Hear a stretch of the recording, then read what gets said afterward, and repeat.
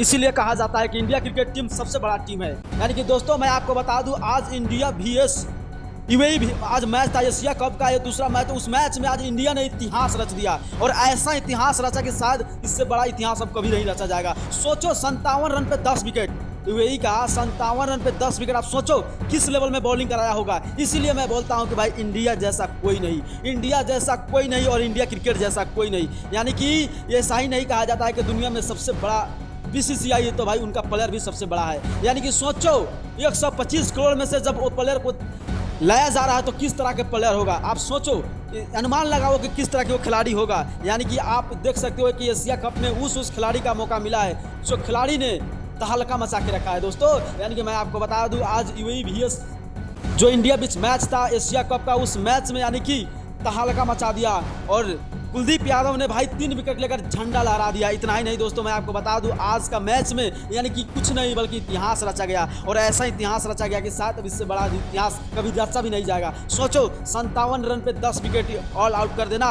और उसके बजाय भी 6-7 ओवर में मैच जीत लेना। आप सोचो कि किस लेवल में मैच हुआ होगा, किस तरह की गेम हुआ होगा। और एशिया कप में पॉइंट टेबल में अगर बात करें तो भाई सबसे आगे आएगा भारत। जो भारत इससे पहले 10-10 बार 8-8 बार जीत चुका है, एशिया चैंपियन रह चुका है, वो भारत क्या 2025 में फिर भी फाइनल में जाकर तहलका मचाएगा। आपका क्या राय है, कमेंट कीजिएगा। अगर नए हो तो चैनल को सब्सक्राइब कर वीडियो जरूर से